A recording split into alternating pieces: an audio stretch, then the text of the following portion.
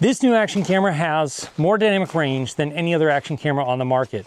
It has incredibly good handheld stabilization, nearly unbelievable low light performance for an action camera, and has 10-bit log color profile that you can color grade to make your image look absolutely beautiful. And when you're in a location like this, having a small handheld camera that's weather sealed and can still capture incredible imagery, I can't imagine using any other camera besides the new DJI Action 5 Pro.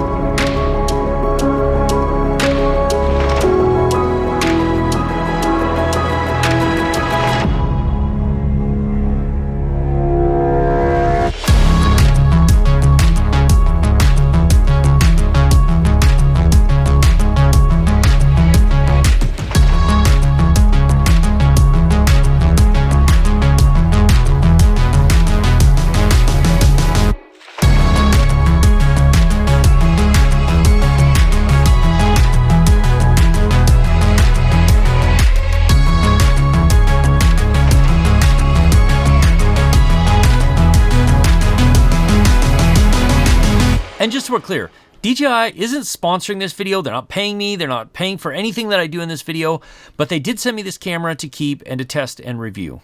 So one of the things the Action 5 Pro has is subject tracking through a scene. So right now you can see it's tracking, and I'm out here in the face of Columbia Glacier. It's just cool if you want to add a little bit of motion and a little bit of movement when you're talking to camera like this. And yeah, how spectacular is this location? Another really cool update to the Action 5 Pro is that it now takes up to 40 megapixel photos. Now, those photos aren't gonna be like if you're taking them with a pro level DSLR or mirrorless camera, but they are pretty nice. And the fact that it gives you that much resolution to be able to actually crop in a little bit and get all that extra detail, it's really not that bad. And the photos look pretty good. I was surprised. I expected them to not look as good as they do. So one of the new things that DJI has made is this power recharging stick, which, just like all of the other action accessories, attaches magnetically. But then the cool thing is, if you pull the cover off, and this has a waterproof port. So when you plug it in, it snaps in place, top and bottom like that. And then when you plug this in, it still maintains a level of weather sealing. Now, I wouldn't trust it to be like underwater, but it will maintain weather sealing for, you know, I don't know, if you happen to be out in a place like this and there's maybe a light rain or a light bit of mist or something like that, you don't have to worry about it because it's still weather sealed. You can also start and stop recording all from this power stick here, which is pretty awesome. So this is what most action cameras would look like with their dynamic range. You can see this incredibly beautiful light behind me is pretty much blown out. But let's switch to D-Log-M with 10-bit color and see what sort of dynamic range this camera actually has. So now we're in 10-bit D-Log-M, which this is the highest dynamic range color profile that this camera has. You can see that there's lots of detail in this sunlit clouds behind me, but also my face, which is totally in shadow. Like, you can bring it up and expose it properly so that it looks good. It really does have a lot of dynamic range. I don't know exactly if I would classify it as 13.5 stops, but it definitely has more dynamic range than any other action camera I have ever used.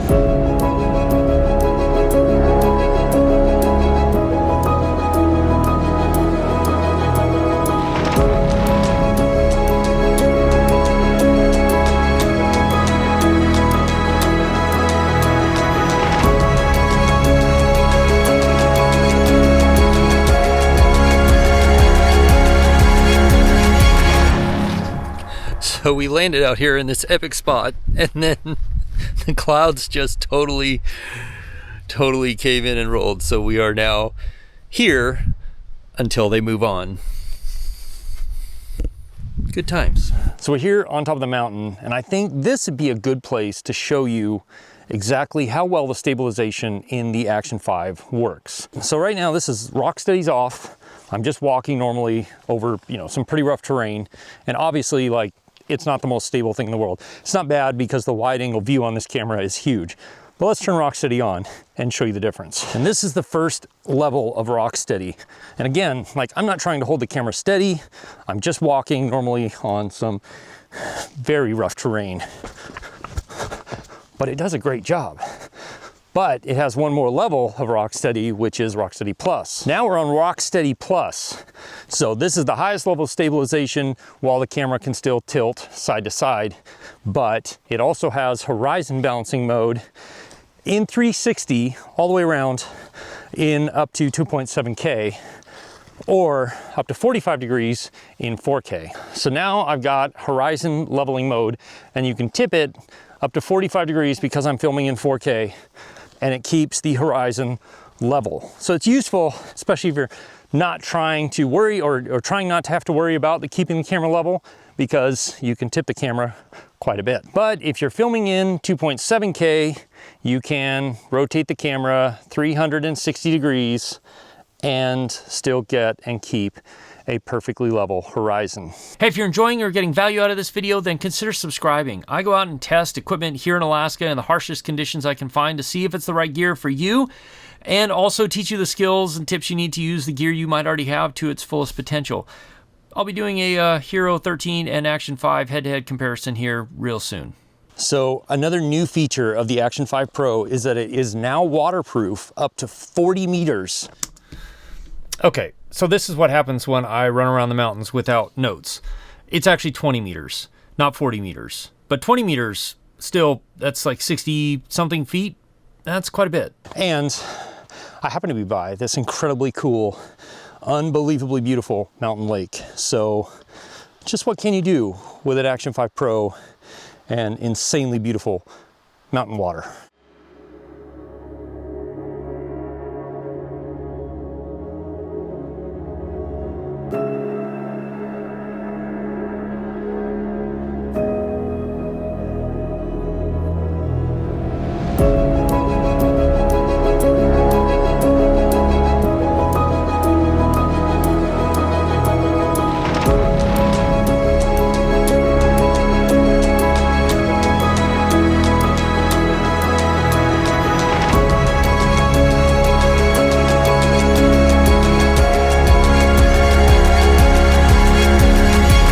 The other thing that is great about this camera is the fact that you get slow motion 4K 120 or HD 240. I wish it was 2.7K 240, but I will take what I can get. These are some fantastic examples of when slow motion is just the best thing to have. The Action 5 also supports this 32 times slow motion, which when you find a spot in the clip you want to slow way down, you touch the slow motion icon.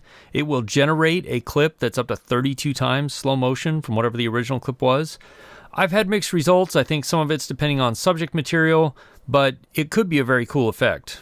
There is one other huge update to the Action 5 Pro that makes this camera super useful, and that's the fact that it now includes 47 gigabytes of internal memory.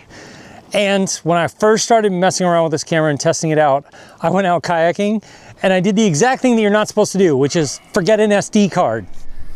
Well, I am super glad that the Action 5 has 45 gigabytes of built-in memory, because true to form, I was in a hurry to get out here today because the wind wasn't blowing, which is a rarity on this lake, and I forgot any extra micro SD cards. But because this has 45 gigabytes of built-in memory, or 64, but 45 are usable, I can still record in 4K 30 up to an hour and 45 minutes on the internal storage, which is plenty for everything that I want to do today. Well done, DJI. Really well done. So can you imagine you get out to a location like this where it's like a once in a lifetime opportunity and you realize you have no way to record, but now, thankfully, there's internal memory. I don't know why nobody has done this before in action cameras especially, but the fact that there's now internal memory in the Action Pro 5 is just fantastic. And of course, if you're one of those cool kids that shoots vertical video, definitely not me because I'm too old apparently to shoot vertical video or be one of those cool kids, but the Action 5 does do vertical video, and if you have the cage on it, then it's really easy to switch it from horizontal to vertical modes. Still shoots in 4K 30, even though it's vertical. You get the full sensor readout, And I mean, I guess vertical video might be here to stay. So if you're gonna film vertical video, might as well get the best quality you can.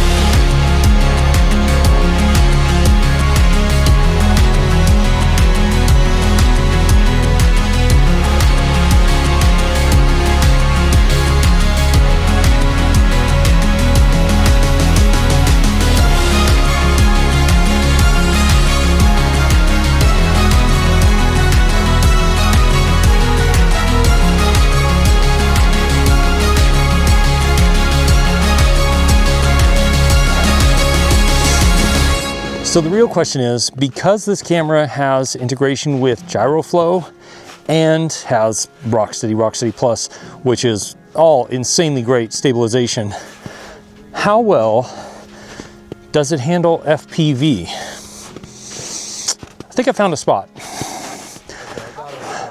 think I found a good spot. The key for good FPV is you want really good stabilization and you want a really wide angle field of view. And so fortunately, the Action 5 has one of the widest angle field of views without any extra lenses.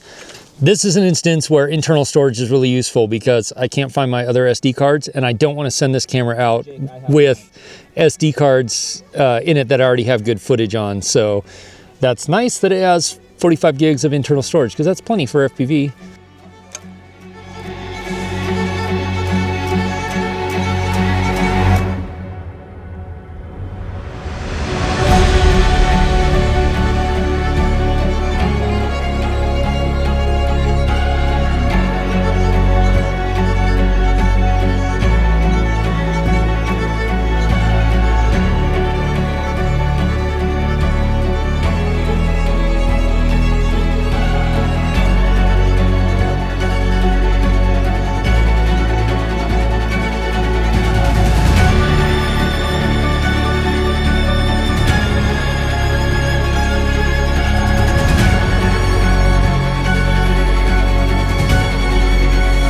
One thing that action cameras have typically done really poorly at is have decent audio in the wind. Now, pretty much every action camera now has some sort of wind reduction built in.